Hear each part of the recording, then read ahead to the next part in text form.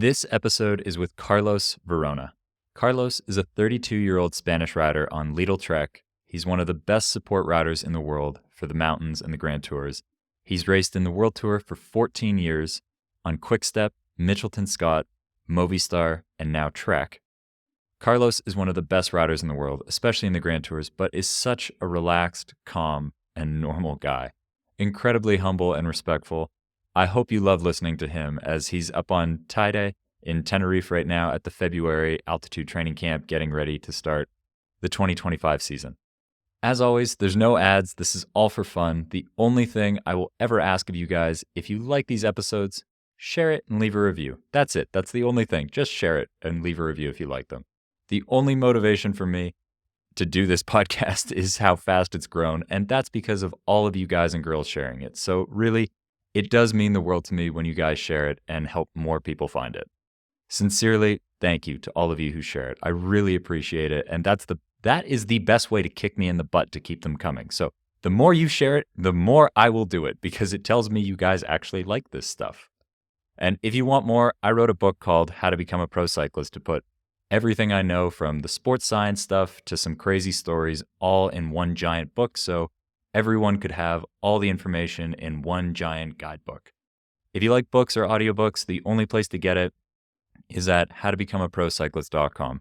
I hope some of you will use that book to go further than I ever did, and a lot of people loved it and told their friends about it. It did really well, so that's why I'm able to do this podcast without any ads. Just if you like books, that's there, but I have nothing else to sell you. I just hope you share this podcast if you like it. That's it.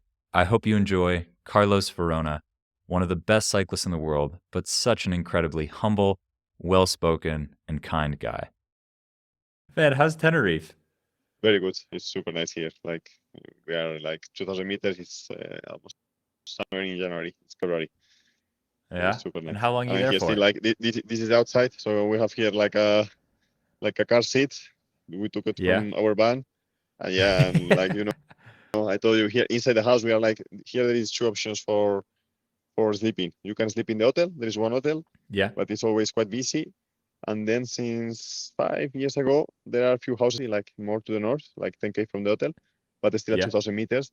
And those houses still, some ones are a little bit renovated, other ones more old. This one is not super new. And we are staying in these houses, it's nice at the end. We have the chef, we have the masseurs, we have the mechanics. So if you have support, it's good here also. Yeah, that's amazing. How many times have you been to Tenerife? This 20? is the third one. Third one. Okay. Yeah, I mean, this is the third time. Yeah, I actually was thinking like I discovered this place quite late in my career. No, I came here for first time when I was only 20, already 29.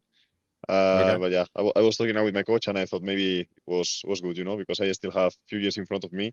So if I would discover this when I was 20, maybe it would not be a special anymore. And now it's no more room to improve. Nice to come. It's nice to come. Yeah, And what about awesome. you? Where are you? Because I saw your stories. Looks like your rides are In the not snow. so yeah, Sunny so hot, and like here. warm. Yeah, I'm in Austria. So I'm right near Innsbruck. Austria. I'm up in the mountains. Yeah. Okay. So Okay. I think it's, I imagine, so I've never been to Andorra, but I imagine it's similar to Andorra. We get more snow here, but like for the temperature and stuff, they keep the Yeah, roads clean. I think it's fine. I really I like it. think so. I like having Yeah, some winter. yeah. Andorra is nice, and actually probably it's better than Austria. I mean, it's cold still, but I think it's way more drier than in Austria or those Nordic countries. So yeah, for sure it's quite similar. But still, for Yeah. me, when I have to ride in the cold conditions, I feel it. I'm not a big fan. If I can avoid I really like the winter. I really like the skiing. I really like, but not when I'm pro cyclist. Like Yeah. No, I it's understand. right now I'm away from home and I'm hoping for snow every day. Yeah. Unfortunately not. But yeah, it's something. It's something I like it also. But for me, it's hard to train in those conditions. Yeah, and I have this theory. This is my newest theory that I need to talk to a real physiologist or someone on this.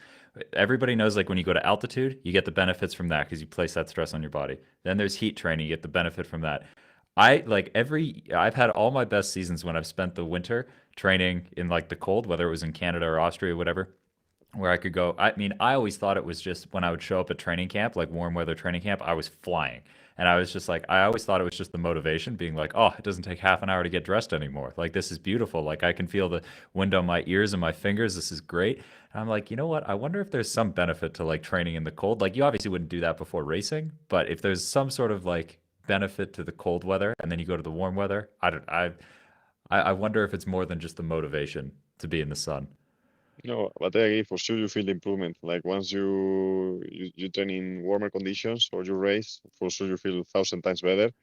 And yeah, I mean, I agree. 1 year actually, like 3 years ago, actually the season I won the stage in Dauphine, I spent Yeah. all January at home in Verona because I missed the first training because I had COVID. So I missed the first training camps with the team, and I did full February at home in Andorra, and then I went in February to Sierra Nevada in South Yeah. Spain, but still there, it's not like here. There is still Snow. winter. Yeah, Yeah. it was quite kind of winter, no? So I did a proper winter, and that season was super good for me. So maybe maybe there is something or there's a point. I don't think it's that bad. The only thing like takes a lot of energy. I think mental energy, and also physically you risk sometimes, no? So maybe if the weather is, if it's just cold, it's okay. But if it starts snowing, blah blah blah, sometimes it gets complicated to get the work done, no? Yeah, well, it's definitely harder. Like if you have, I mean, if I have a lot of intervals and stuff, I'd rather just do them on the trainer then because it's a pain in So the ass when you're going up and down the climb and you have mitts and all these jackets. It's like, okay, you're not even doing any quality work at that point. But if I have to do 6 hours, I'm not going to do this all on the trainer. I'd rather be outside dealing with that. exactly. Yeah. But it was 20, Perfect. so 2022, was that your best season, you think? Yeah, I'm not even the best, but for sure the only one where I want to start race. So if we rank the seasons in order of victories, yeah, for me probably was the best one. But yeah, still I think in the last few years I performed more or less quite similar. Like sometimes with some peaks. But yeah, I think not 23rd, because that season was the year I decided to change teams. So I knew from the beginning of the season that I was leaving Movistar, and mentally that season was a little bit more difficult than the other ones. But apart from that one, I think if I look to last year, 22, 21, even the COVID season, 2020, I think I was pretty consistent and more or less like showing similar level. Yeah. And similar to like how you are now. Yeah, even this year, I don't know. Let's see. Until you don't Yeah. pin a number, you don't know. But still, I see my numbers are growing. Okay. My weight this year also, I'm a little bit heavier than other seasons. But if I still look to the numbers, watts per kilo, I'm still ahead of that extra weight that I can carry on now. No, so sometimes it's something else I'm thinking this year. No, I'm curious to see how I feel racing. Also, it's still true that we have still some time to go to the races, so for sure I will lose still some more weight. No, but still with a couple of kilos extra, I feel much more powerful. I push like more than 34 watts than other seasons maybe. So I'm curious to see what's going on. Yeah, cool. Well, so what's different? What do you think? What's different about this year? Or like, how do you keep getting better? Because you've been a pro for a while now. Like, you've been at the very top for so long. How do you keep getting better every year? Because like between when you're 16 years old to when you're 21 years old, if you did nothing different, you would just keep getting better naturally. Once you've been a pro for so long, how do you keep getting better each year? Like, what do you focus on now? I think the first thing is like I still enjoy cycling. I really like this lifestyle. Every time also you know yourself better, so you know what works for you, what doesn't work, where you need to spend energies, where not. So at the end, I think you find this balance that is very important. And for example, in my case, in the last 10 years, I had like I've been actually building a family. And for me, this is Yeah. actually the most beautiful thing I could do. Is so that it takes you energy, or sometimes like at the end, 3 kids, like you have a lot of things to do apart from cycling, no? And now every time everything is more in the way, no? Like children are already in the school, like I found my balance, my way, and now I feel really grateful to have a life apart from cycling, no? So I think it gives me now stability. This gives me confidence. This gives me the opportunity to enjoy cycling even more, because I know that there is something else, no? It's not just perform well. So I think this stability that I didn't have when I was 25 and I have it now with 30 is the reason why I'm performing every year a little bit better. Do you think it's just that you're a bit more calm? Like, do you think when you were 25 or so, you just like push too much, and now it's like, okay, when I get home, I'm with the kids. I'm not just like go, Yes. go, go, go, go. Yes, and also like for example, for me something really good was go to Movistar, because in Movistar I had a lot of support from the team. They really trusted me, and then I discovered, or I knew which rider I was. No, I knew I was not a winner, not like maybe the best guy to with the skills to bring guys in position. However, I knew I was like consistent, solid. I had good endurance to survive 3 week Grand Tours. So I discovered a little bit my capacity, and then when you what you know what you which is your strengths, or which are your strengths, then you can really say, okay, let's go for this. I know I'm capable of doing that, and I'm gonna work for this. No, and I think sometimes when you're 25, you know what you can do. No, you don't know if you are a sprinter, climber, you can win races. You can, sometimes you're a little bit lost. And then if you are lost, then I think there is only 5 big champions in cycling. No, it's Pogacar, Evenepoel, Roglic, Yeah. Van der Poel. There are not many. No, I think you can count these guys with the fingers of hand. And then for the rest, you need to find your place. And I think for this, for example, in my case, Movistar helped me a lot because they really uh, they really show me the way. Okay. And then, like, aside from figuring out what your role is in the team, like, so you can do your job, you figure out what your role is in the team, you know how to do that really well, and you just focus on doing that well. Can you think back, like, when at the start of your career, was there anything that you were, like, things that you were doing wrong at the start of your career? Were you focusing on the wrong things at all? And now you've sort of figured out, okay, what are the things that are the most important to figure out or to focus on? Yes, I think it's more about confidence, no? I think when you are young and you are a superstar, no, sometimes you have the confidence, sometimes you don't have a perfect race program, no, which I had in the previous years because in Movistar I had my race program clear from the beginning of the season, so it was super easy to train for those goals, and keep growing. And then when you are younger, you don't have this stability, and then you don't have the confidence, you don't have many factors, and then maybe this is only a 5%, but if you are not 100%, if you are 95%, you are not there, no? You are maybe one more, or you are not shining in the place where you have to shine. Maybe you are shining in a different one, no? So, for example, I remember in my first years of my career, I think I was still strong, but sometimes I was wasting energies, maybe following attacks when I had to pull later, So my role was not super clear, and then I was not also super talented, so I was losing energies here and there and that, and then when I had to really show what I was capable to do, I didn't have the energy anymore. Yeah, okay. And you must also have a super wife. How do you manage to be a pro cyclist with three young kids at home? Like, do you get to training camp and you're just like, oh, finally, vacation. I can sleep. Actually, I was thinking about this, no? Like, for example, like in Trek here, I have a lot of team support. Like, we do many camps. Also, it's really nice for me because are not all mandatory, no? You can join. This team is quite flexible. You have the you have the support from the team, but also you can stay in your way. Like, they don't put a lot of pressure on you, no?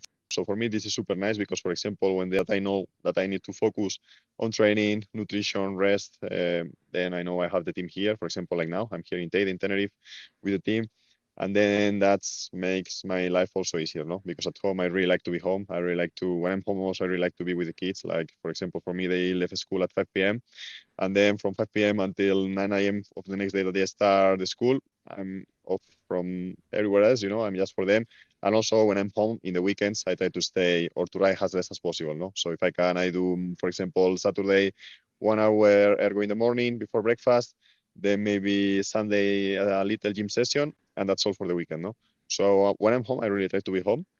But then, of course, I need also some time for me, and yeah, it's something I need.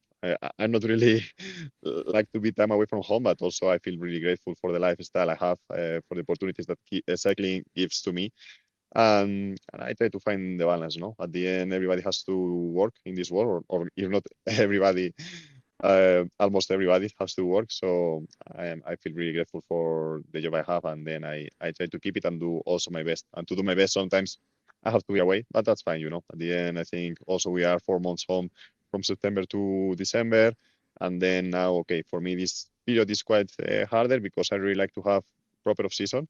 So now I need to work a lot to go back at the good level.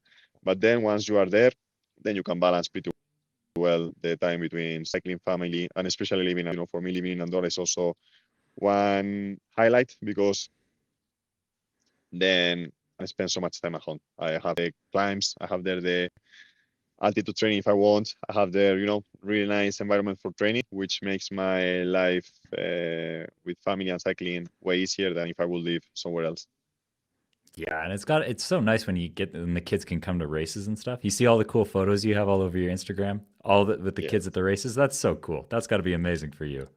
Yeah, the end is I think the best support. And like I told you before, like for me, if I look to the last 15 seasons, I think the thing I'm more proud is to being able to build up a family while being pro cyclist. No, at the end, I think it's something I'm really proud, and I don't change this for any victory or anything. Like for sure, it took me energies, it took me time. Maybe I could perform better in, I don't know, but I don't change this for anything, and that's why I think okay, I'm not super champion, but I think I'm in a good level.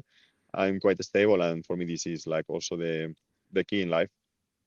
Yeah, cool. And so you said before, like, do you go an hour on the trainer before breakfast regularly? Is that something you do a lot?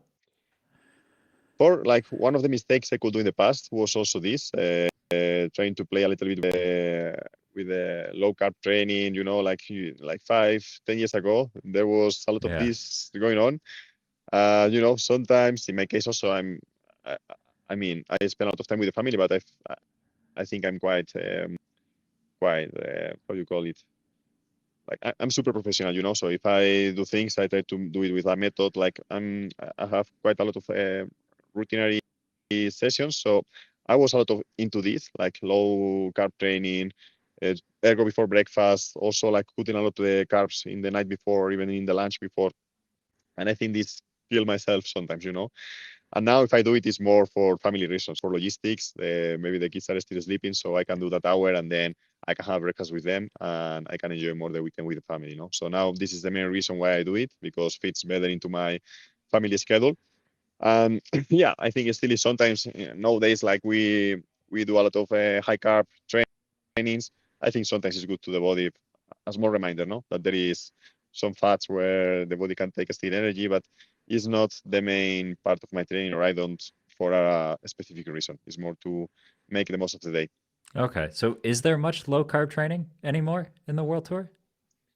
I think every time less and less, less Yeah. and less. I think they figure out that the risk to get sick is higher than the benefits you can have, no?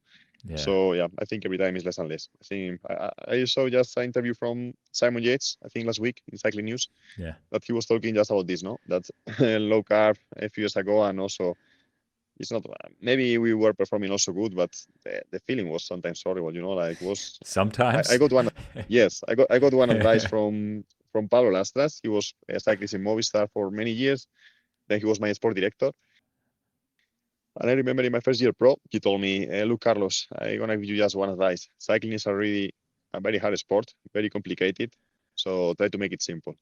Like try to make the things right. Well, sleep well, rest well, eat well. And I think with these three things, like rest, good food, training, I think you can go almost everywhere, no? And then for sure there are little things that can help, no? We also were talking about ketones, many things, but I'm not really a big fan of all those things around. I think sometimes, and especially the young riders, sometimes they forget what is really important, no? I think they are lost into details.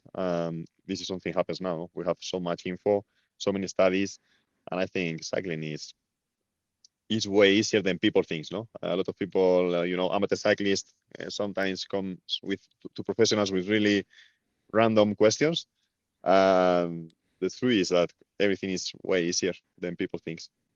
Yeah. So what are the basics for you then, as far as like if whatever the big yeah, whatever the biggest goal is for the year. Let's say you're gonna get ready for one of the Grand Tours this year. That's the big goal. What are like the main things that you focus on in your training that you find get the biggest benefit for you? So like if I were to say it for myself, it's like, okay, around 25 hours, 20, 25 hours a week of training. I get a huge benefit from altitude training, from heat training, from doing some cadence stuff in training. Like those are the things that really help me the most with that. And then there's Mm-hmm. things like, let's say, gym training or core training and stuff like that. And like, yeah, that helps, but not nearly as much. And so if I'm really trying to get to like my best fitness, I'll probably ignore that stuff. So I have more energy to focus on like the really important stuff I get the biggest benefit from. What do you think it is for you? For me, it's like I told you, first of all, being mentally fresh. Sometimes you can put so much energy, but if mentally you are not 100%, then the work you do is for nothing. So you have to try to be in a place to be. You need to be happy with yourself, happy with your family. I think you need to be happy, and then Yeah. start with a clear goal, the preparation. No, for example, in my case, let's say the Tour de France has been my goal for the last 5 seasons, not 23, but all the years has been Tour de France. So the goal was to try to be as fresh as possible in May. So do a good first block of racing training until April, then take 2 weeks almost off the bike, or at least 1 week no bike, and then another week super easy. And start building with like being hungry of cycling. Like really wanted to train. So also altitude for me is important. I feel altitude training makes a difference. Not only the altitude, but the fact to be in a place just with one goal. I think this is like if you are there with the team, like in the right atmosphere with the people you want to spend the next month, and also like being there just for training. For me also makes a big difference now. At the end, when I'm home, sometimes it's more difficult to find all the time for cycling, and here I can do it. So is what I do. And then of course, when you are looking to training, I think the most important thing for me is to go step by step. Start with the good endurance training, good base, and then when you have the endurance, then you can go for the next part, more intensity, but go always step by step. Because sometimes you think, or I see, in my case, I don't really like to start with intensity way long before the races because I feel sometimes you don't need it. No, I know there is different training theories, but for me, I know if I have good endurance, then the rest comes easier later. No, so for me, this is the basics. Also, I really like strength training. I do it quite a lot. Like at least I try to keep one session a week. It's something I try to do even in the Grand Tours. When I have a rest day, I always try to look for a gym to do some squat activation. I do just 4 times 8 repetitions, but it's something I really like it. My coach in 2020 from 2021, Pachi Vila, was big fan of strength training. I started with him, and I'm really addicted to strength training. So for me, like doing 4 times 8 repetitions is something really, I don't know, it makes me feel good. You're doing squats on the rest day at the tour. Yes, Okay. I do it. I do it. I do it. Do you not? Okay. What other I do ridiculous it. things do you do? What would someone else say? It's like, hey, what does Carlos do for training? Oh, I got a story for you about Carlos. What would they say? I think yeah, this one is a good one. I think this one. I don't think the many riders do this, but for Definitely me, it's not. also a way to keep the. I think you are working for 6 months, no, and then you're Yeah. in a week like Grand Tour is almost 4 weeks away from home. Yeah, when I was talking with Pachi, he told me like, look, this is not something stupid. It's just an stimulus. It's something more neuromuscular. It's something more like for the brain to keep this Hmm. stimulus.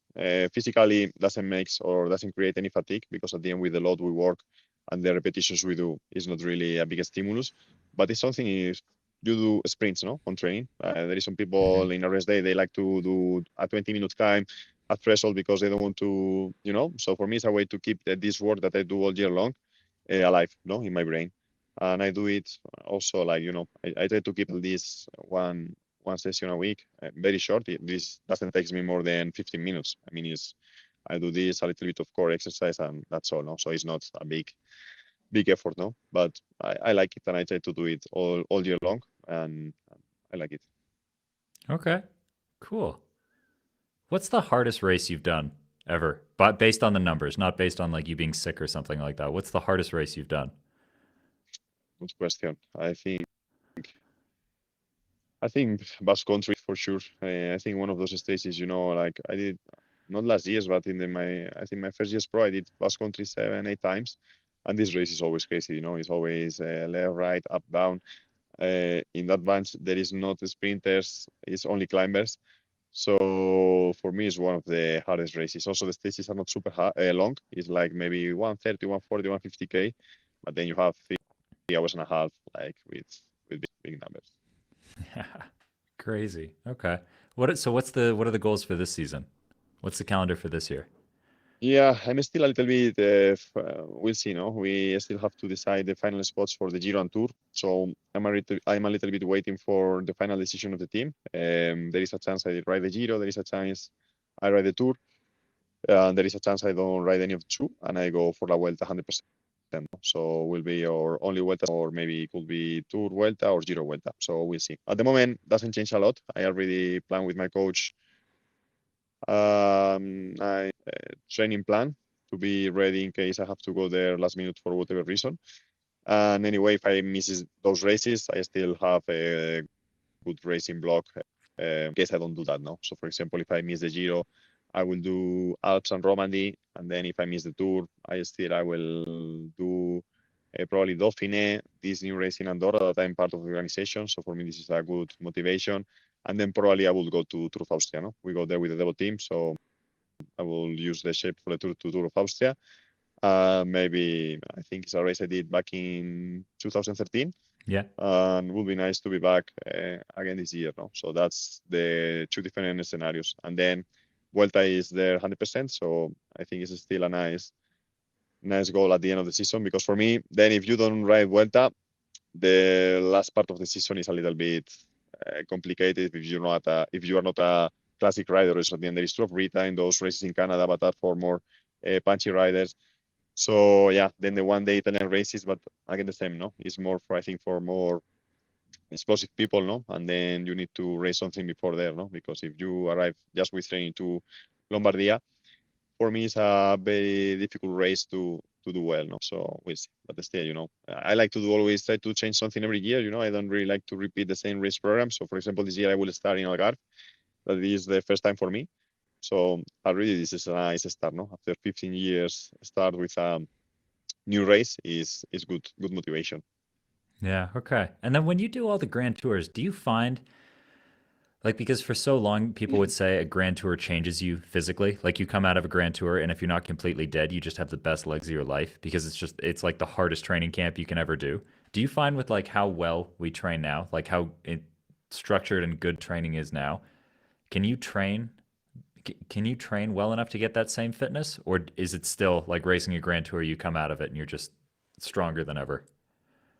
I think you can be stronger just with training and not with a Grand Tour, because I think most of the people after a Grand Tour, yeah, for sure you can have good legs for a week, but it's something that those good legs will be gone sooner or later. So it doesn't it doesn't help a lot for a lot of time. No, so I think with a good training base, I think you can get a better shape than after a Grand Tour. No, because at the end the fatigue is super high. And then, yeah, at the end, I think you go super deep, no? So for sure, maybe after when you take some time off, you recover well, maybe you can get the benefits from Grand Tour, or maybe in long term, no? Because also another reason why I think I'm still performing well, or for example, this year I see difference in my numbers comparing to last year, is that of course, year to year, I think cycling or any endurance sport is also not just about what you did yesterday, last week, or last month, no? I think every season counts, every kilometer you have in your legs is there, and then it's more about the motivation to use them in a good way, no? So for sure, after 15 years pro or 20 years pro, it's difficult to find the motivation to still go out there and fight for a victory, or or being there, because at the end, cycling for me, there is also a part, with the risk of the crashes. I mean, there is something else than just going for numbers, no? So that part Yeah. is something for me is the most limit factor. I think there is the limit. But I think physically, I think every season, every kilometer you did in your legs in the previous months, years is there. And I think that's why all that you get, I think there is always, if you didn't do any crazy thing, or like, if you've been always healthy and doing step by step, I think everything helps. Okay. Do you think it's gotten more dangerous? Has cycling gotten more dangerous, like racing? Has it gotten more dangerous in the last couple of years? I don't know. I think maybe, I don't know. It's true that now we race with more intensity. I think now every time there is more young riders and bikes goes faster. Also, the roads are designed to be slower, so it's a little bit crazy, Bikes goes faster, but then the roads they try to make with more things around, like more road furniture for the cars to go in slower.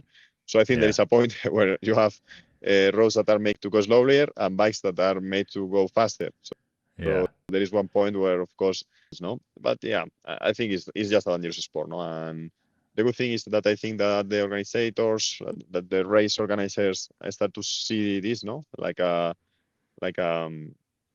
key factor. So I think they are trying to take more responsibility on the race scenarios, which is nice, no? Because I think before I had the feeling like we could go everywhere, and now see that there are still some discussions about where go or where not. And also the CPA, I think it's also changing a little bit. Hansen came. They are now starting to try to do this safer project too. So yeah, I think there is at least the I think at least this topic is there, no, it's in the table, and I think this is important. Yeah. Okay. How about with like the young riders on the team? Like, because now that you've been a pro for a while, you see the younger Mm, riders on the team. Like they know everything about training and recovery and all this kind of stuff. Like from the time they're 15 years old. What do you think that some of them do wrong? Like in their first couple years as a pro. Like what are some of the things where like maybe you even see like yourself in them where you're like, like what things do they get wrong? I think they just don't listen. No, I think most of them they know a lot, so they know their way, or they think they know their way. And yeah, sometimes it's easier to get lost, because at the end everybody's different. I mean, it's impossible to know yourself when you are 20. I mean, you need to Yeah. race, you need to experience things. And some riders, they think they know everything when they are 20, because it's true that now there is a lot of information about training, about everything. No, I think now you can, and that's why I think also there are so many young riders performing so good when they are just 20, 22, because now I think we know way more than 20 years ago. So it's easier to perform earlier. But at the same time, I think it's risky because, yeah, I think sometimes you need to look around a little bit. And also, I think it's easier to get tired from cycling earlier than before. No, I think now if you already know everything when you are 20, then what you want to do when you are 25. No, but at the end, yeah, I think it's not bad. I think it's just different. It's a new cycling model. I think probably now we will see shorter careers. I don't think will be so common to see riders with more than 30 years old riding, because I think the intensity we have nowadays also, like, cycling now is getting more and more professional, with so many altitude camps, with so many, like, you need to have a lot of discipline. And then I think it's going to be difficult to have people that can stay so long. For sure there will be, but I think in general will be more difficult to see. Okay. And then so like because you see like all the big changes that have happened in cycling the last couple of years where like the speed has just gone like whoosh, like it's gotten so fast. And if you look at like okay, so what are some of the big changes in sports science? You could say carbs is the big thing, like just eating way Mm-hmm. more on the bike is the 100%. huge one. Mm-hmm. Heat training is pretty big. Altitude Mm-hmm. training, everybody's at altitude camp all the time now. What's the Mm-hmm. next thing? What is the next area that teams are going to focus on? Like now everybody goes training. I think what size chainring do you have on your training bike? 55? 54, because we are in a SRAM. With SRAM, like Oh, because 54 you have the 10 10 in the is, yeah, yeah, it's already it's like huge. here. Actually, it's nice because we are here at top of Teide, and then one of the downhills, like if you go down to Chio, is quite straightforward road, 5% gradient, 6, and then you can pedal all the way down. It's incredible. The other day, like, you can really go from 2000 to sea level just pedaling all the way down. So it's something crazy, no? So I think the gears are or something. I don't know. The There is bikes go some talks. faster. Yes, also aerodynamics. So I mean, the bike industry, luckily, cycling has big interest in the society nowadays. No, so I think cycling now is a popular sport, and this is good for us. No, at the end, I think bike industry is maybe not just now in the best moment, but is in general. I think if you look in general, in global, I think we're in a good moment, and this is good for us, good for our sport. For sure, yeah. Like, cycling is always improving. No, for me also, if you ask me about the material, I think the biggest change has been in the tubeless. For me, tubeless go way faster than tubulars or clinches before. I feel, I don't know, even the comfort. Like, is for Yeah. me the way they go is way better. And next thing, I don't know for sure. I think science is there. Maybe the cold training, no? Maybe winter Yeah, that's training what I is think. is Yeah, exactly. is the next thing. I hope then I'm retired, so I will see this this cold training from the skis. But yeah, maybe the next thing. Okay. But yeah, you do a bit of ski mountaineering, don't you? You get on the skis Yeah, sometimes. I really like it. For me, it's one of my actually. I love cycling, but also I love skiing. It's my second favorite sport, if not the first one. And I really like it. I do some ski mountain. In the past, when I was in Jacob, what is now Jacob, before was Mitchelton Scott, I used to start the season later. Almost, I think one year I started in March in Catalonia. So I had all the winter for myself, so I could train. I was home in Andorra, and then I did a lot of ski mountain training, which was super nice. Like I used it to train. Now every time is more difficult since I do camps in December already. Like also the snow is every time coming later, or at least this is my impression. So it's more difficult to do ski mountain in Andorra in November. Is maybe some years if you have a really early snowstorm you can do it, but in general it's more difficult. So last years I do every time less and less, and now I still go, but normally or mostly in my recovery dates. For example, when I'm home now in winter on Saturdays, I have the children going to the ski club. So while they are skiing with the club, I go with my wife. We do one peak, super easy, but like 100 beats per minute, just to enjoy the mountains, the sport, and be chill, not for training. But I really like it. I really like it, and I think the day I start with cycling, I think I will do any ski mountain race. I really like it, and I think it's Yeah, fun. Yeah, you like you. I should. think I saw Yeah. you were skiing recently. No, I think you did a race not so long time ago. Yeah. No, Yeah, I won a race, a ski mountaineering race. Dude, good. this is the hardest sport, man. It's Yeah. such an underrated sport. This is the winter version of cross country mountain biking. Like it's Mm-hmm. so physically hard, and then the technique to it, it's so cool. Like when you see, like I don't have nearly the skills that some of these guys do. You see when they go down the downhill, they have like little knives on their feet, and it's Mm-hmm. just like straight, and they look like they're about to crash the entire Mm-hmm. time. I'm like, geez, like I wonder why you guys all have knee problems. Like, what Mm-hmm. the hell? But when you go uphill, man, it's you cannot push that hard on the bike. Like it's when you Okay. see the cross country skiers in the Olympics, like they fall over in the snow at the end of it. Mm-hmm. I'm like that every time. And then it just like it resets my standard being like, okay, I thought I was going all out on the bike. There's like another 15% of my More. lungs that I can't access, which is my legs on the bike. It's so hard, but it's fun. Like it's fun training. I like it. Good. Yeah, for sure. 100% is good training. Also, I remember my first years in Andorra, Svein Taft from Canada was living there also. Yeah. And he He was skis all my the speed. time. Yeah, was super nice. Like also, I remember going with him more, not training, more adventures. Okay. Being with him in places where I would never thought I would go with the skis, like really, really, really random places.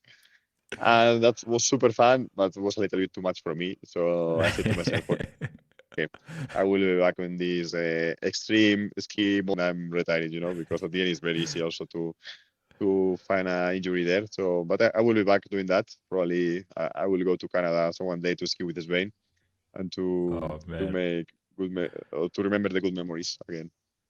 Oh, I didn't know you spent time with Swain because Swain was like my Yeah, biggest mentor as a kid. uh, Like, so I have so many Swain stories, but I want to hear your Swain stories. I didn't know you had Swain stories. I have. Actually, for me, it's also somebody that has marked my career. I think he's one of the persons I have met in cycling with the strongest personality. For me, it's a really special guy. And Yeah. I was with him 2 years teammate, but before that, we were training in Andorra, like I told you, in the skis. And then yeah, we have spent quite a lot of time together. And yeah, for me, it's very like a special person, like somebody that also inspired me to find the way apart from cycling. He had also his own life, his interest apart from cycling. Because sometimes here when you are in this world, everything is just about cycling. And Yeah. Svein had a life apart from cycling, which for me was super interesting. Good stories to listen, and yeah, that's the way he enjoyed the professional cycling. For me, was also a good lesson. That's awesome. I'm curious if you have any like good stories from him though, because everybody who meets the guy has like some ridiculous story. I think one of my favorite ones was I think my squads with the in the rest days of the Grand Tours for sure are very little compared to the stories with Svein. No, I remember one time he came everything's back. vanilla. Yes, he came back like we did Clásica San Sebastian. It's like 600 k's from Andorra, and he rode back home by bike. So I remember the race was finished on Sunday, and then I saw him on Friday after, so 4 days after, coming home by bike from this race. So this is only one. But then I remember also like we did this December camp in Italy. So if I remember well, I think one time he rode from Andorra to Italy in December. I think I'm not 100% sure, but I think he did that. Then I remember he was swimming in the lake at -3 degrees, and he in the morning, like in December, Varese was super cold. He was swimming in the lake, and then I remember also we were in South Africa for altitude camp there in Crystal Springs. And I remember we were there in a small houses. And I was one morning there with my wife because my wife came to this camp. And then we were looking like in the horizon. And we saw somebody climbing in some rocks, like we thought it was like a monkey or something, like any wild animal. And no, it was Spain 7 a.m. before going to training. He was climbing the rocks in front of the hotel. So this is like the the first things come to my mind, but for sure there are many more. And you, That's your stories, incredible. for sure you Oh, I have have good so ones. I have okay. I have so many. Which one could I pick? Okay. So this was a story I heard through like the rumor mill from other people, and then I finally asked Swain if this was true or not. And this is probably the best Swain story I have. Is when he dropped out of high school to be like a homeless bum just to go like mountain climbing and stuff. And so for 2 winters, I think it was, he set up a camp up in the mountains in British Columbia. And Canada's not like Europe. Like you can go into the mountains, you don't see anybody for forever. And so he took like a miner's tent, like what, yeah, you build like a camp up in the mountains. He built this whole camp up in the mountains and just so he could live in the mountains all winter just to go backcountry snowboarding. And it was just him and his dog up in the mountains there. And then I guess he had his buddy who was getting his pilot's license, like for a small bush plane.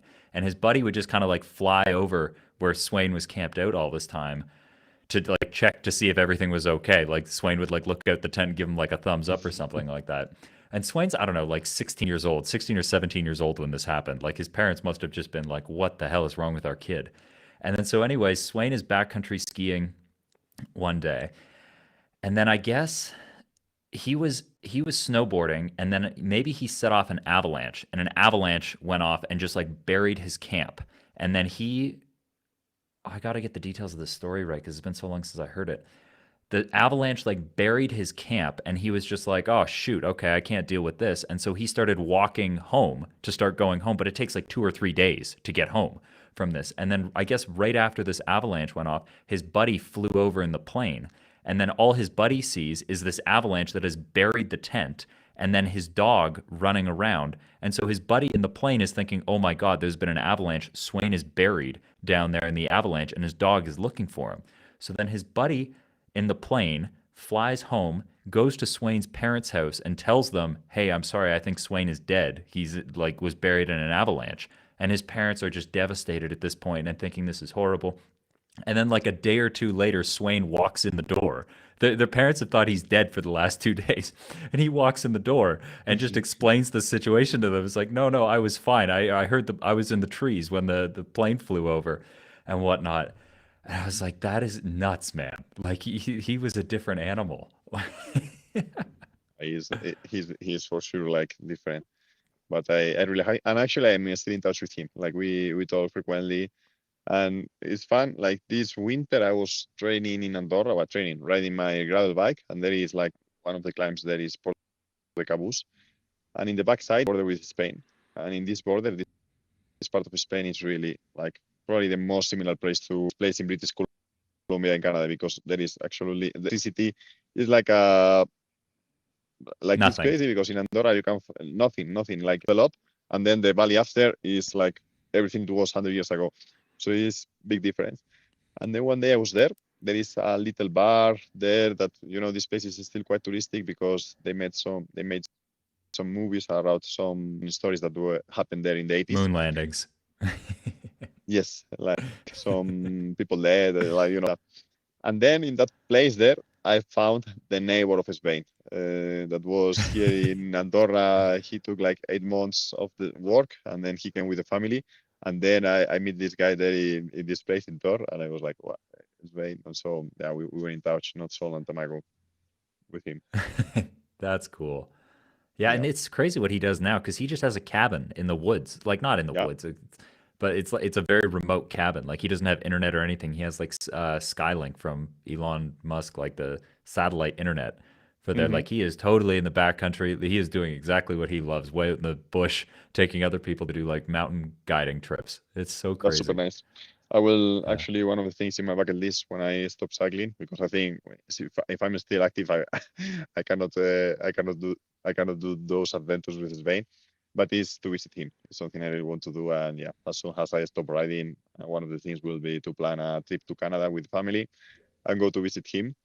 and see how is he doing. And also, yeah, maybe I think I have to. Actually, I will have to do 2 trips: one in winter for skiing and one in summer for cycling. But both of them are in my bucket list. Yeah. Well, I think the biggest thing, like the biggest difference between Canada and Europe, if you like all these mountain sports, is that in Europe it's very easy to do everything because there's so much infrastructure, like, and it's not Hmm. really dangerous. Versus in Canada, you Hmm. get the wilderness, the wide open spaces. You can be way out there, but it takes a lot more work. Like to climb Hmm. a single mountain might be a couple days, versus in Europe you could do it in a day. And Hmm. then it's just more dangerous and you need more equipment and stuff. But I think you'd like it. It's if you had a guide like Swain who's like, okay, I'm not going to let you die here. No, no, no, Yeah. for Oh, sure. crazy, man. That's so. I love that you have Swain stories. Yes, yes, very good Okay. memories. So, how's it been between the teams that you've been on, between Orica, Movistar, and now Trek? What's the differences between the teams? And before Orica, I was also in Quickstep, which is now Yeah. yeah, Quickstep. And before Burgos, a small team from Spain. Now they are bigger. Hmm. Burgos, Burpelet is now, no? I mean, the past was Burgos BH. And yeah, at the end, I think for me, every team has been like super nice, Also, every team has been for a reason during my career, Like I was very lucky to go to Quickstep first because at the end in that time, this was a full team only for classics, They were riding Roubaix, Flanders. This was the reason to be of this team, which was good for a young rider like me because I could have the opportunity to race like the stage races. Nobody want to go to Catalonia, nobody want to go to País Vasco, nobody want to go to Dauphine, nobody want to go, like even to the Grand Tours. The Tour de France, of course, everybody want to go, but I could You don't still want to go do. to Roubaix. It's It's a like perfect no, no. match. I mean, it was perfect match because at least I could race a lot. I could take a lot of experience, and the team was amazing. I mean, also in those years there was a kind of merge with the HTC team. Like you remember, like which was the team of Cavendish. All these people like Grabs. I mean, Belitz brothers. This was like super nice. So the team was very nice. I could have very nice 4 years there.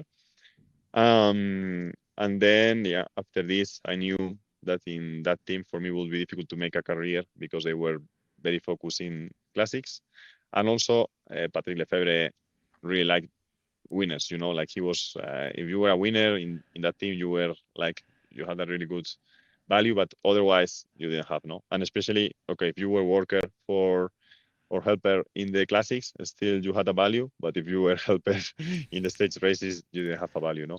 So that was the reason why I had to look for another team and why I choose Mitchelton Scott.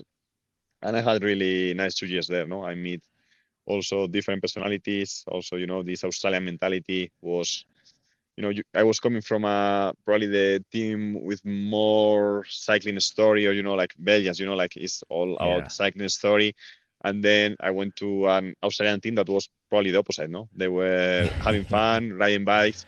Uh, was super nice experience. Also, this team in that time was more focused into stage races. They had the Yates brothers, Esteban Chavez. So we had a very strong roster, and also like really nice people like Svein or Dario Limpi, Albacini. Like I had really good people around, also in the staff, and I had really good time there. But then, yeah, I wanted to stay actually, but Movistar came with a good offer, and I could not refuse. At the end, I knew like a Spanish rider, Movistar is a team there for more than 40 years now, and I say, okay, I have to go when they want, not when I want. So Yeah. my time in Mitchelton was shorter than I want, but still, yeah. And then came very nice 5 years in Movistar because, like I told you before in the beginning of the our talk, there I got a lot of confidence from the team, a lot of support. Already in the first year, I was in the Tour de France roster. Even I crashed the week before, and they still keep me there in the Tour de France roster. And then when I had this confidence from the team, and especially from the boss, Eusebio Unzue, then everything was easier. No, I think in those 5 years there, I really could discover myself, gain confidence, find my way. Yeah, I had very nice 5 years, but also there was a point where like in 2023, I still wanted to change. No, I had a good offer to stay there for 3 years more, and then I thought I'm 20, and that time I was like almost 30. I say if I go to 33 in the same team, then it's going to be difficult to change. And then I had the Yeah. feeling like my career was like super fast, and I wanted to see also different things, different people, different, like discover a little bit more in cycling world. And this was the main reason to change teams. And yeah, the change or this chapter was not that easy as I thought, because normally I was meant to go to, but at the end, strange things happens that were not related to me. But luckily, I could find Lidl Trek in the last minute. I could take the last spot last year, and I always think that everything happens for a reason. This was the team where I had to go, because it's now easier now when all the stress is gone, all the bad moments are gone, and it's easy to say no. But I really feel really grateful to stay in this team, because you can see in Lidl the team is growing a lot in all senses, no, not just in but also so everything. The team is is growing a lot. I think also the future is looking very nice. And it's true that it's a team more focused, or at the moment, more focused in sprints or classics, but still is the ambition to win Grand Tours, no? So I think everything is there. We have also one team that is not new, with many experience without of the culture, no? It's like mix of Italian, it's everything here, it's Italian, Spanish, English people now. At the end, the team is American, because we are owned by Trek.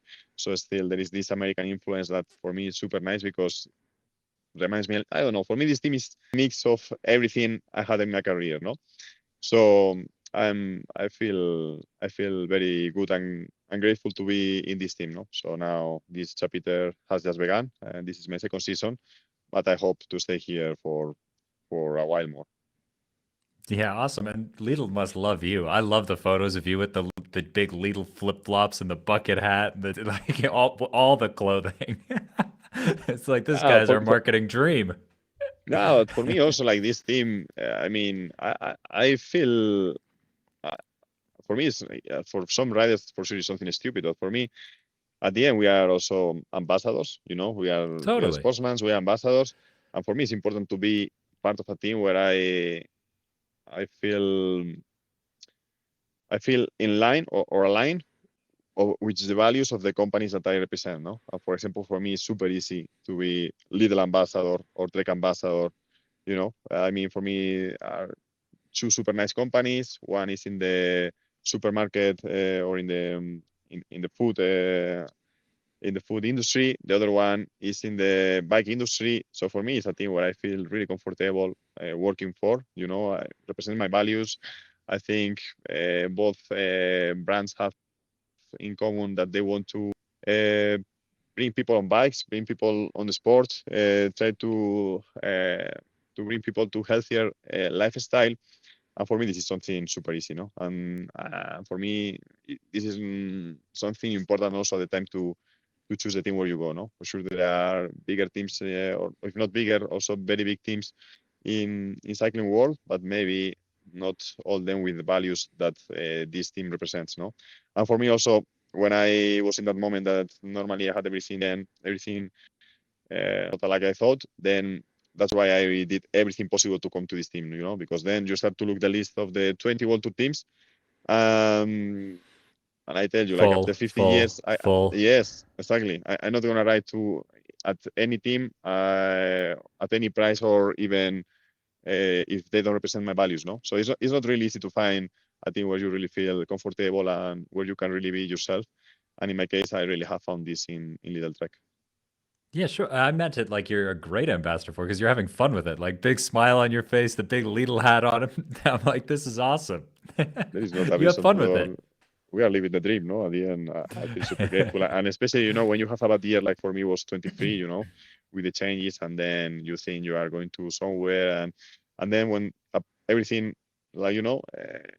everything is over, and then you really appreciate what you have, and yeah, and then I think the bad moments are important to enjoy the good moments, and then for me this was a big lesson. And yeah, now it's easy to say, but I'm even happy to have passed through this moment, no? Also to enjoy the last years of my career, no? I don't know how many years I have left, At the moment, this year I have contract. We are talking to extend maybe 2 more, and then I don't know how many are left, no. But for sure, I'm gonna leave them every year, like if it will be the last one in the peloton, because I feel really, really grateful to be living this. Yeah. Well, were you ever stressed, like when everything was happening between going from Movistar maybe to and then at Lidl? Were you ever worried that, hey, I might not get a contract here?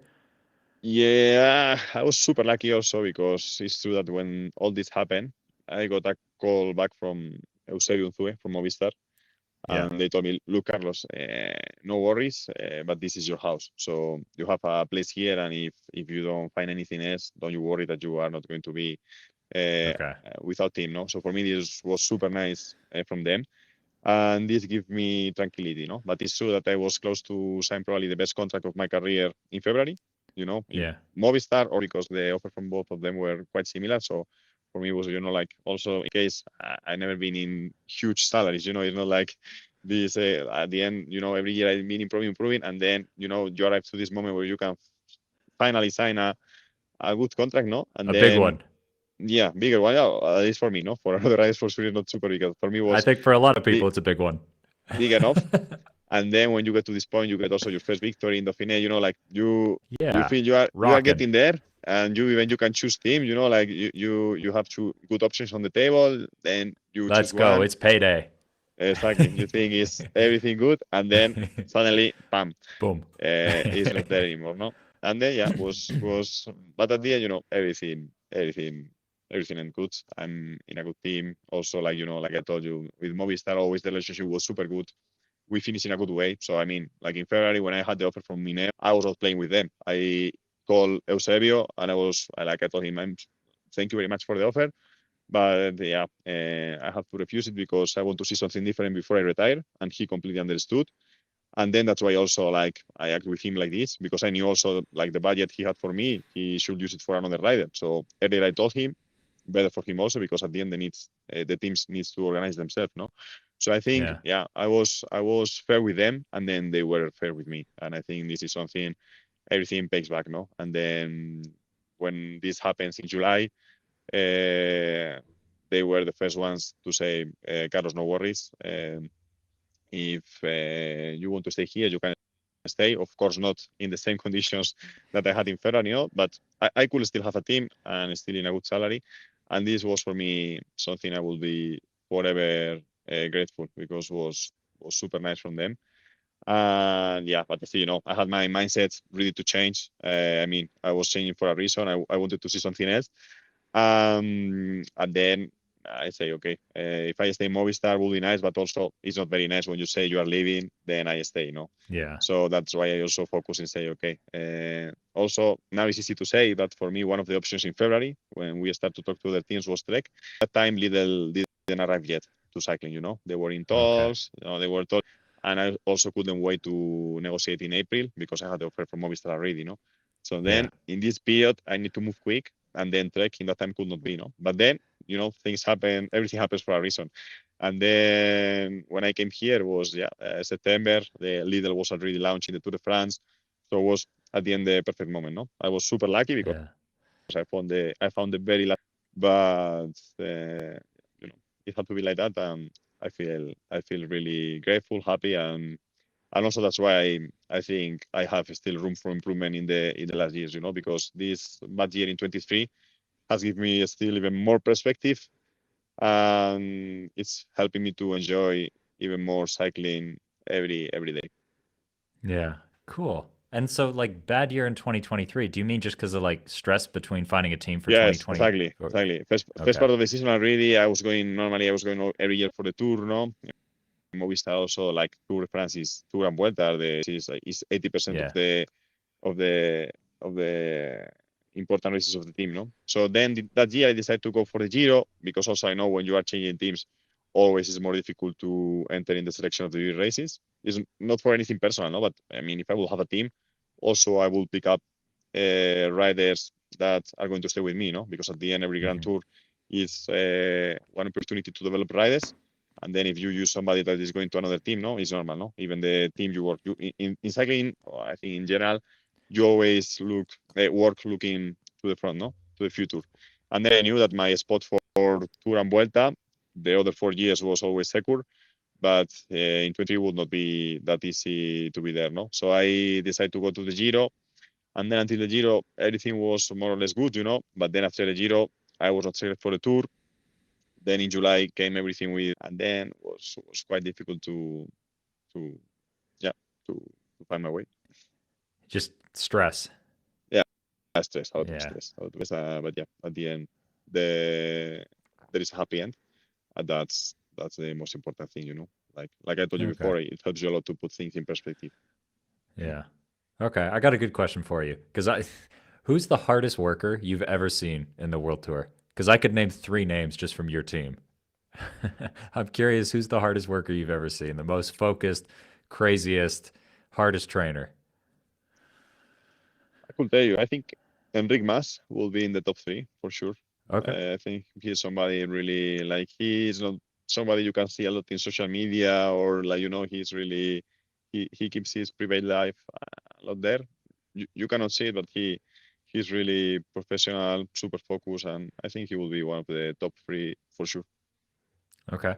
Any other ones? Who else is in the top 3? In the top three, could be him, could be I think in general. I mean, for me, I've been like in Movistar 5 years, so it's someone I have really close there. No, but in general, nowadays you see here is Theo hard preparing for the Algarve. Julio Tone, for example, is here also with me, camping Denia.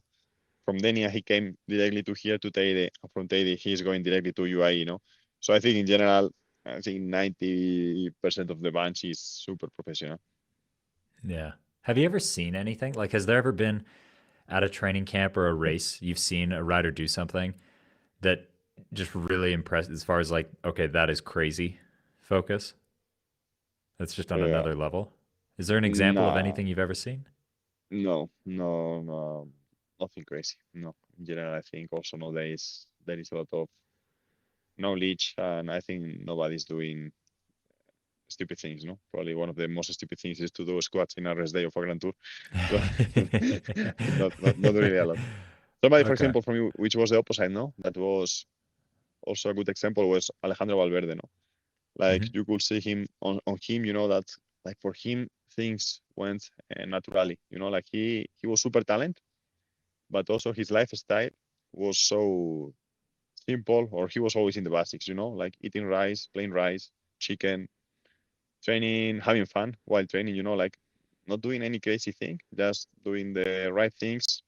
And for him, I think that's why was riding until he was 42, because for him, uh, go on training, take care of the diet was not an effort. Was his lifestyle.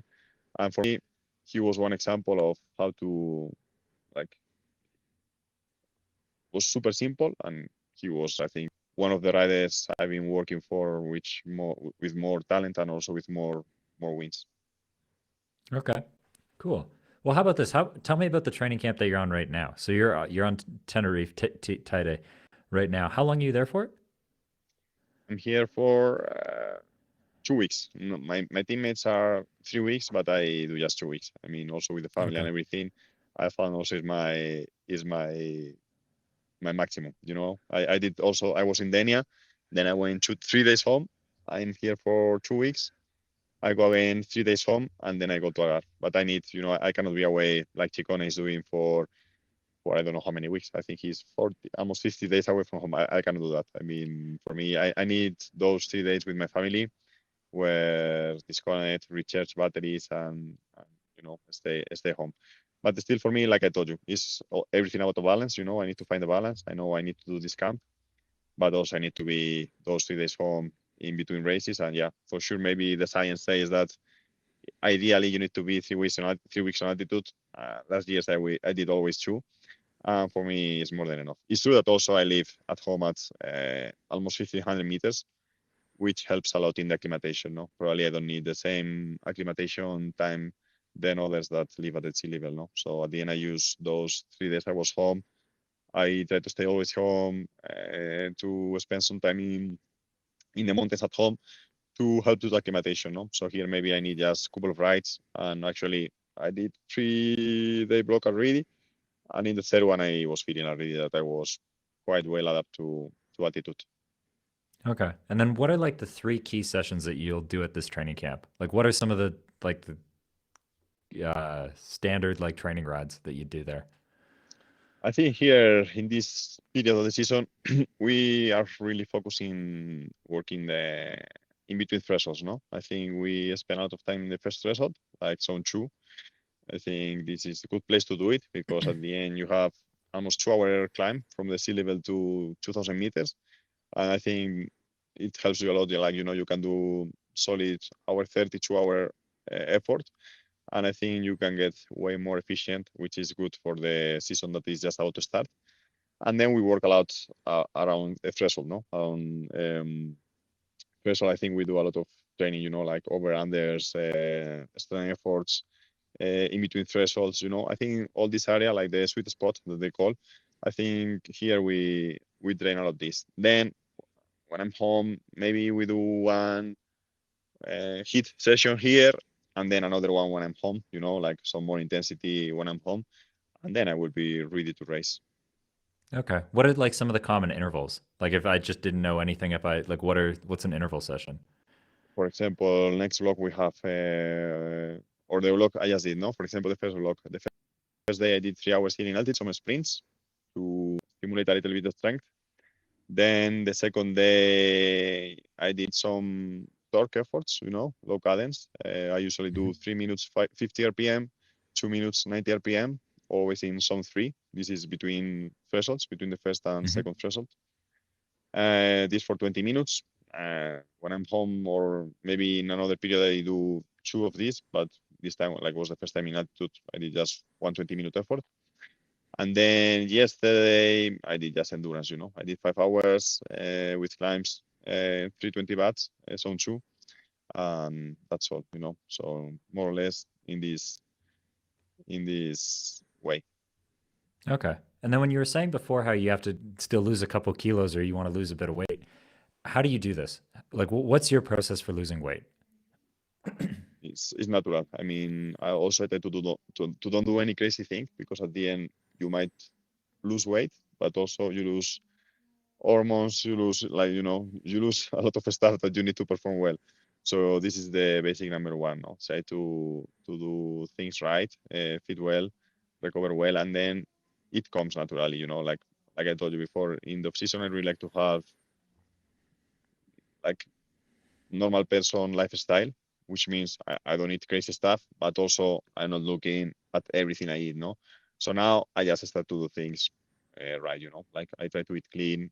I weigh the food also, but I do it more.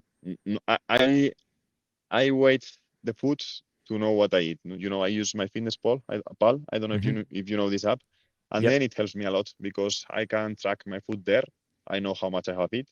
With Training Peaks, I know how much I have, how many calories I have spent, and then for me it's easy to calculate the balance, and Mm-hmm. then gives me confidence. No, at the end I know which range I want to be, and then for example when I know I want to do some deficit, I try to keep it always like maximum in 10% of the total calories I have spent that day. So for example, let's say if one day I spent 5,000 calories, I try to make a deficit of 500 calories, no more. So in this way, Mm-hmm. I make sure I do the things little by little. And then, yeah, it's easy. At the end, when you take this routine, everything goes to the right moment. And then you don't need to stress a lot. Okay, cool. And then but when you're setting up with MyFitnessPal, how do you figure out your BMR, your basic or basal metabolic rate? Like how do you figure out how many calories you need to burn if you just sit on the couch all day? Yeah, at the end, we did one test when I was in Movistar. They put as a mask, and we did like the basal, and then they estimate me I was around 1,800 calories a day, Mm-hmm. and I use this value as a reference. Then I know it can be 200 more, 200 less. I don't know. Yeah. I also do it by feeling. I also weigh myself every day. So then, and also I try to don't be hungry every day. So I try to find the balance, the way, and then if I see I'm losing weight too quick, it's that I'm doing something wrong. So I try to adjust, or opposite, no? If I see I'm counting calories and then I try to bring, this deficit a little bit higher, but you always work with a margin, because even if you try to be as precise as possible, there is always things that are not in your hands, no? So I think you need to be flexible, and this is something important, no? That I think, but in general, I mean, I've been doing like this, and has been working quite good for me. Okay. And how much do you weigh? Now I'm 73. Okay. Uh, in the Tour de France, for example, this year I was even 67, in the Okay. really, but then my race weight is 71, 70, 71, 72. So yeah, I think for sure after this camp, I will be in 71, 72 for Algar, which is my race weight, no? But also, like I told you before, I think sometimes we focus a lot in weight, and then I think we forgot about the hormones, we forgot about we need fat, and sometimes for example, maybe small. I'm almost 190 height, so I'm quite tall. And for me, it's true that if I want to climb well, for example, like in the Tour de France, I was most of the days with the top 20 guys in GC in the climbs. You need to be super light and you need to make a big effort. But I guess for smaller riders, no, like the ones that are around 170, that they can be easily in 65 kilos. I think they don't need to push that much. I think for them, naturally, they can make the bats easier. And I think for them, I mean, if I would be one of them, for sure, I wouldn't, I wouldn't be afraid to be so light as I have to be. No, I think for them makes sense to probably have a little bit more fat, but then more power. No, for me, it's different. No, because if I'm in 72, 73, it will be for me very difficult to be there climbing with them. No, but I think for them, I think makes sense to maybe have a little bit more fat mass. Okay. And then It's my going back to opinion. Eh? like, yeah, no, I'm curious. That's why I'm asking. But so going back to like the training, when it comes to altitude, do you think there's any benefit to doing some training above 2,000 meters, like doing efforts or spending time training up high, or do you guys always train down low? Good question. Good question. I think there is benefits for sure. I think, like you say, training is all about the stimulus, and then you can make those stimulus in many ways. No, with the heat, you can make them with the altitudes, you can make them with the cold. You can I mean, it's to get adaptations, and those adaptations you can make them in different environments. No, so for sure, I think you can make things here, but it's like I told you before with the carbs. No, there is a risk. And in my opinion, then if or for example, if I have to do hard efforts, I go for sure sea level or as low as possible to do them. And then up here, I can play more with, like more medium intensity, low intensity efforts. Then I'm happy to do them up here. But otherwise, I prefer to stay low. Hmm. Okay. Do you think altitude tents are popular in the World Tour? Do a lot of guys use these? I used it for a while, but for me, there was a point like where it was difficult to use them. First of all, for example, in summer it was super hot inside. Then you had the noise, and like it's okay. I'm sleeping at 3,000 meters, but also I'm compromising my rest. Like what you win, what you lose, like everything. Maybe if you have like a proper room, like like in some hotels, or like if you can make a room in your place um, where you can really fit the tent, and it's more than a tent, it's like a room, then maybe this has more sense. But for me, just the tent was difficult to use it. Okay. Interesting. How about this? Like, do you have any other hobbies and stuff aside from cycling? Because like you organize with the race in Andorra. It looks like you Yes, do all this different stuff. Like you do so much stuff other than riding the bike, and you have three kids. Like what are all the other things you do? I'll have many more. Like for me, family first. So Yeah. I'm when I have free time, I like to be with them. And then yeah, sports in general. I'm outdoor person. I don't like really to watch movies. I don't like to. I'm really outdoor person. So I like to spend time with the family, and then if I can try to do sport. I really like cycling. For me, is when I have actually now with the children is a bit more difficult, but I'm sure when they are older with my wife, we will ride the world in our bikes because we really like. I really like cycling or discover the places where I go in, like in a different way. I don't like to go on holidays to a place where I stay in the beach all day. I like to be active. If I can hike, I hike. If I can ride, I ride. If I can go on a boat, I go on a boat. But I like to be always active. Okay. But I guess your plate's pretty full with family and cycling. There's not much else to do. There's No, no no, real no, other hobbies. Yeah. no, no, Okay. no. At the end, like I told you, when I can, I go to skiing a little bit, and then yeah, just to spend time with the family. For me, this is the most beautiful thing in life. Yeah. Cool. What's been like the lowest moment of your career? Well, probably 2014. Why? Like that year was my second year pro, and like I did many races and I was riding at good level, but there was a point where I was not sure if I will resign my contract, because I didn't get any big result. I had, there, but then yeah, I just got a good result in the right moment, like everything. uh, Actually, it was the first race that Julian Alaphilippe won. Alaphilippe Yeah. won Tour de l'Ain, stage 3 or 2, and I was third in that stage. And then I think this little result helped me to sign a new 2-year contract. And then was everything easier, And after that, I didn't have any bad moment, except the one we were in 2023, 23. Yeah. where yeah, everything got a little bit more complicated then. But yeah, apart from that, I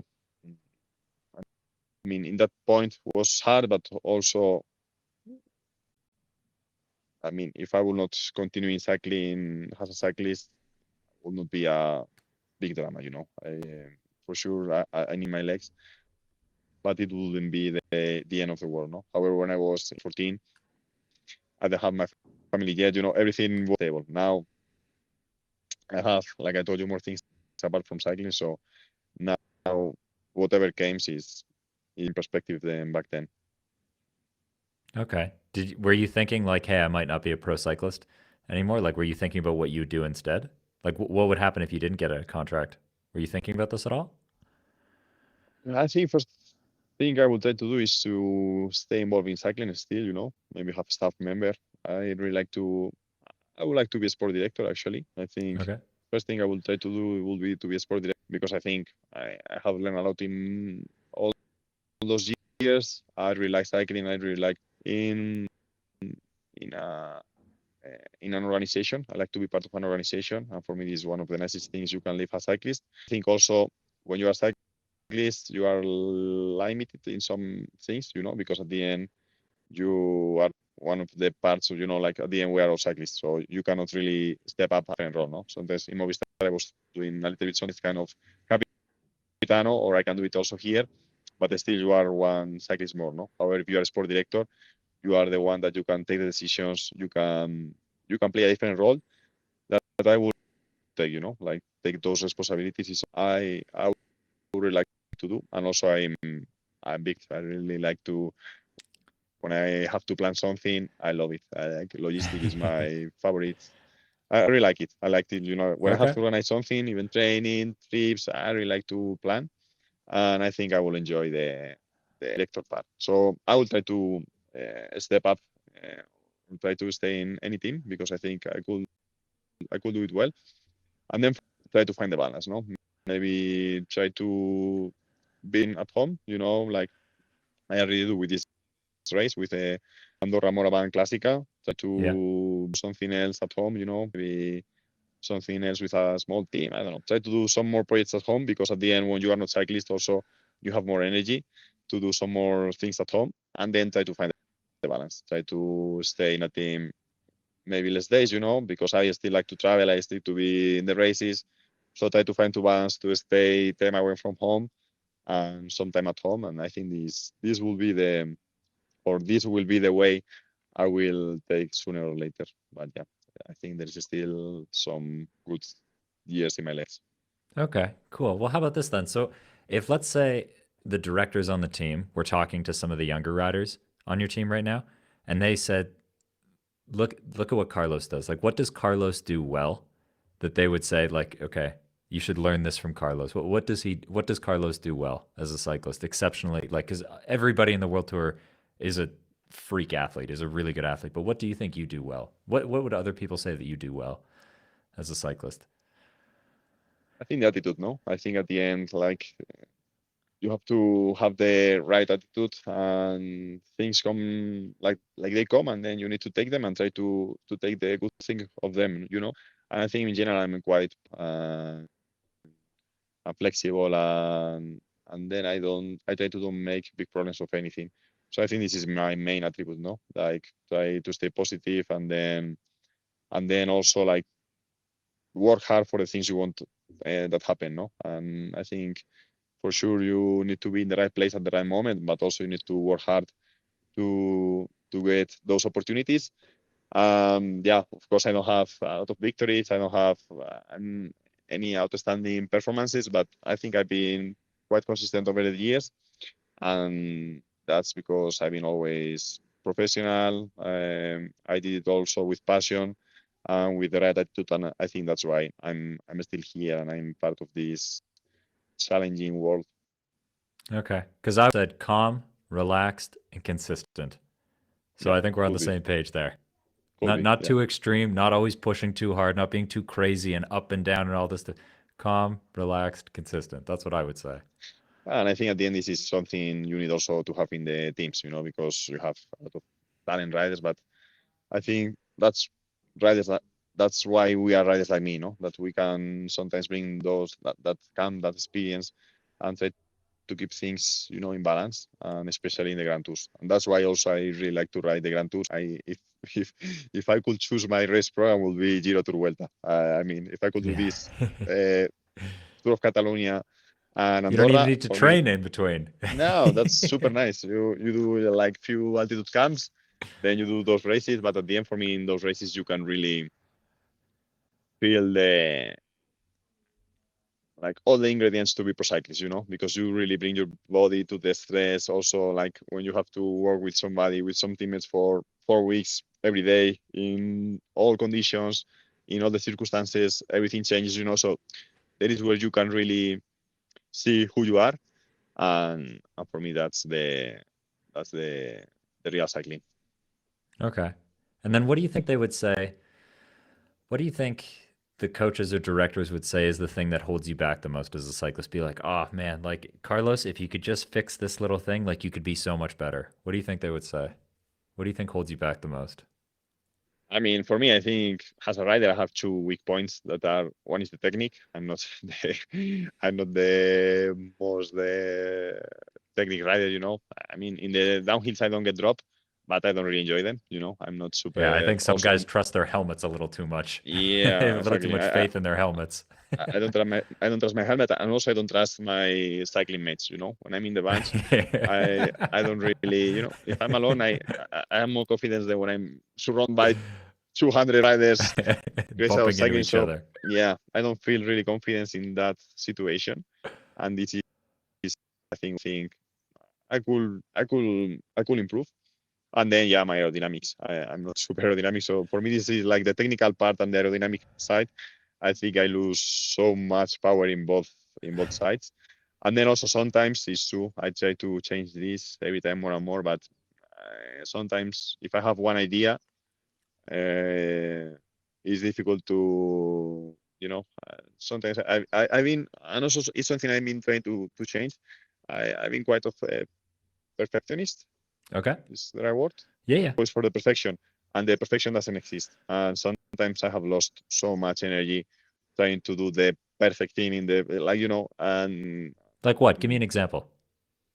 for example, like in the training blocks, trying to make them look perfect, and if the day before I did 4:30, then the block after the same session had to be 5 minutes more, 5 watts better, like always trying to match myself.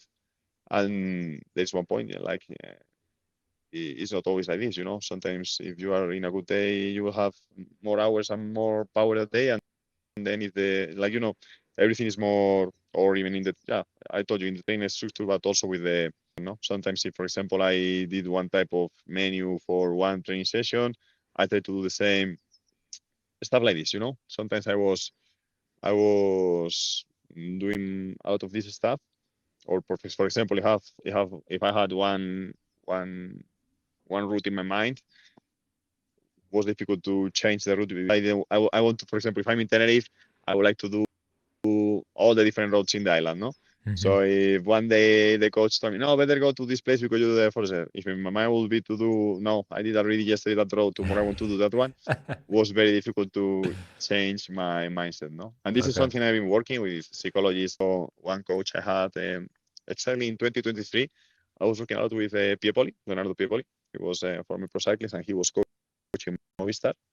And he had to work on this, because he changed completely all my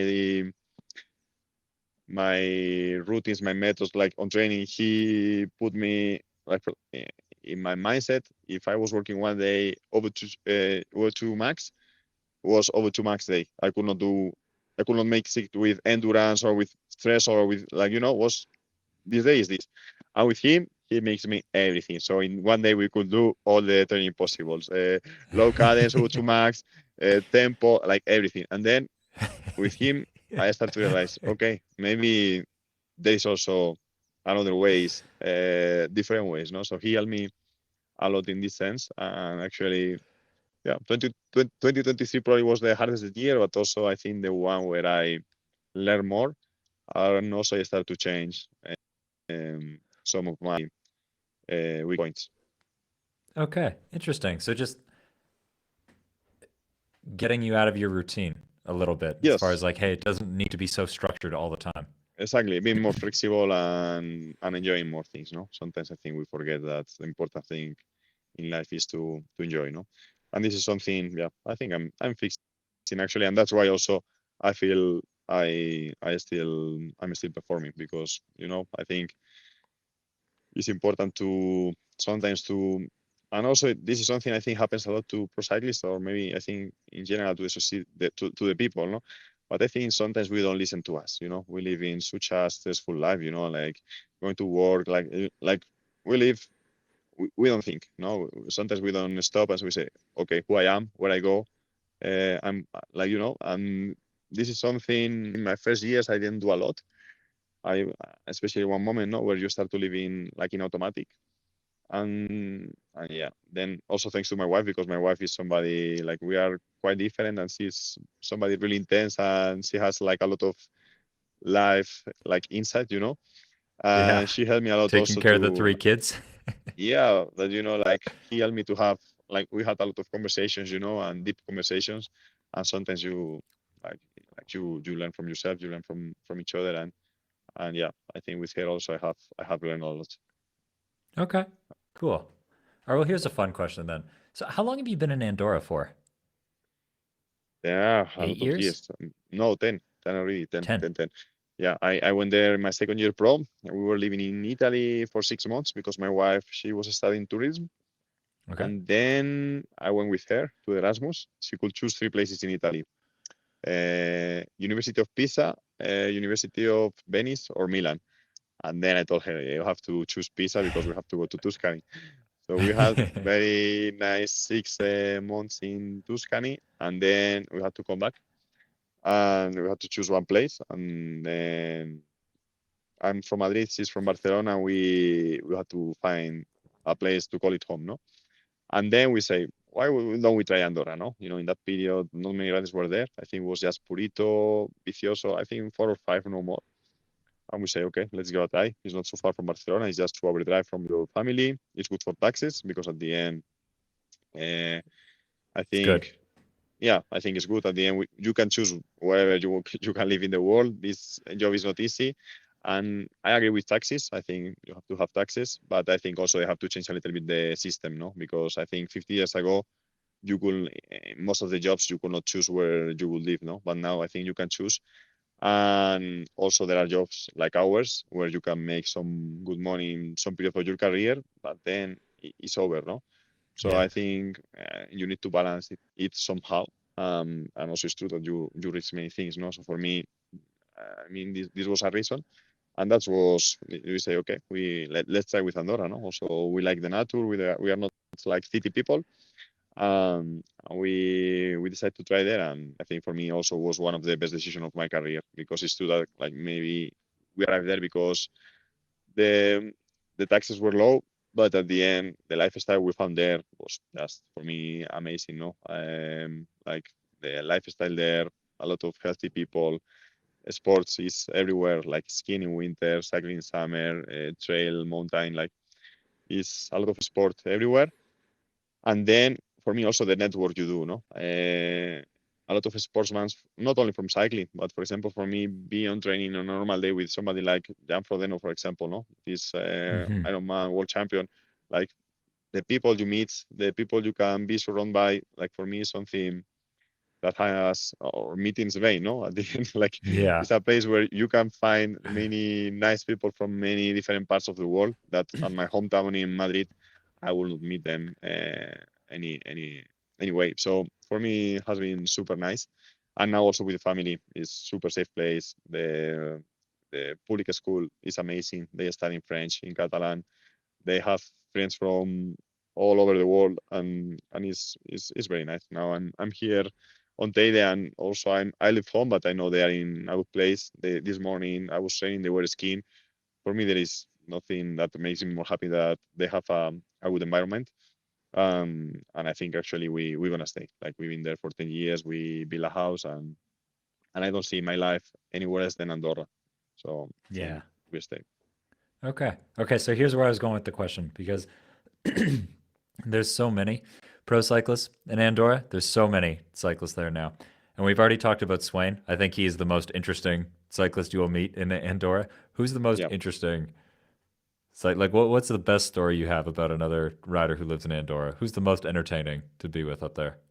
Entertaining, yeah. With Andrea Amador, I had a lot of fun. He was my teammate, but he was always laughing, and Andre was like next level, like always fun with him. And then, yeah, I'm nervous with Marc Soler or with my friend Alexis Pararo. That just became he came from MotoGP to cycling. Like like there is many He's the nice guy to go people. down the downhills with. He is way better than me, actually. Actually, I was telling him that I need to learn some skills from him. But yeah, he's. I mean, there is a lot of nice people to train with, to live with, and also for my wife. At the end, I'm not the only one sportsman in Andorra, and at the end, there are many families that have the same lifestyle than us. No, that at the end we are somewhere else on training camp. So at the end, also she has her own community with mm, with some friends that have the same situation as us, and also this is very nice. Because at the end when they are home, they can support each other, and it's super nice. It's nice to see. Okay. Do you do altitude camps in Andorra at all? I did a lot. 1 year I did 90 days because also it's super easy. Like a 20-minute drive from home, you can find places over 2,000 meters, and it's Yeah. super easy. But it's true that now I'm trying to separate a little bit more because otherwise there is no limit. No, so I rather prefer to go to 2, 3, 4 camps like this year. Like this year I have planned with the team. So Yeah. I say, okay, I go 2 weeks somewhere else, or even with this team, we do in Andorra also in summer. But I go with the team. I get the support. But then I find the balance easier in this way. No, otherwise sometimes there is not a limit, and then I should go to live somewhere in Andorran altitude, like for example, just guessing did. But in my case, at the end, yeah, we live close to the school. I mean, like I told you, there is something less than Other cycling than in our bikes. lives. Yes, Yeah. Okay. Okay, here's a nerdy okay. question that everyone wants to know about. What about what do you think about ketones? I tried them for first time last year during Dauphine, Yeah. and I used them also during the tour. And I don't know, I was always a skeptic. I didn't use them before because I didn't see also I didn't have the environment to tell me like how to use them when, like I was missing a lot of information. Everything was a little bit confusing. And then this year, I finally found some yeah, like some knowledge from people around me, and they explained me how to use them, and then I tried them. And yeah, I mean, it was fine, but I didn't feel anything exceptionally. I don't know. I don't think they are bad, but also I don't think they are the best thing in the world, to be honest. Yeah. Okay. That's the answer most guys give. Huh. What about Yeah. bicarb? Bicarb, I find it interesting. Yeah, if I will have to choose, I think I will go for bicarb because at the end, yeah, for sure, it helps you in the feeling. But also you have to be careful, especially with the weight. Like with the weight, like with the water retention, no? But sometimes Yeah. if depending or how many days you use it or when you use it, I mean, you need to be, I think, careful sometimes. Do But you for ever sure take it works. during the race? Do you take it during the race or just No, before? no, I did before. Okay. Before. Interesting. Yeah, and sometimes we took and this is long time ago, some capsules, like small Yeah. capsules during the race to try to yeah, I use it, and I mean, for sure it's not bad. Okay. Interesting. What's the best fitness you've ever had? When have you had like the best legs of your life? PPL, on my life, good question. I think I don't know. I cannot tell you. In general, I cannot remember any special moment, but what I feel is like every year I found better legs during more time. Yeah. Like in my first year, it was more common to find bad legs rather than super legs, and now it's opposite. Normally now I have good legs on my level, of course, because sometimes I wish how would be to have the legs of Pogacar or Evenepoel or Valverde. No, like I sometimes say, oh, would be nice to have the threshold at 7 watts per kilo and then don't have pain anytime. No, so for me, but with my legs in general, I feel quite good. I would say I don't have any specific moment where I think I was flying there. No, in general, This year it's then, quite similar. Yeah, 2025. we'll see. We'll see. Yeah. So have you done anything different though for this year? Because you said you're a little bit heavier for this year. Have you changed anything with your training for this year to try No, I anything different? think I think I just had a solid season last year with many race days. I think I did over 80. Then I was coming from a difficult year, and then I had a very nice off season. Like I had a good break with the family. I really disconnect. Every time I disconnect more and more, and then I'm now just happy, healthy, ready to race. Yeah, I don't know. I think it sorts out the hormones. I think when you rest well, you are happy. I think your body is just working, and then you are building muscles, not destroying muscle. No, Yeah. and I think this is what happened this winter. Okay. Well, okay, so how about this then? How about sleep? Have you learned anything from using like sleep trackers and stuff? Has this helped at all? Not a lot. When you have 3 children, then you need to put Yeah. sleeping in in a in a second Earplugs. perspective. Yes. No. Also, I'm not. I mean, I'm not a super uh, talent with sleeping. I can.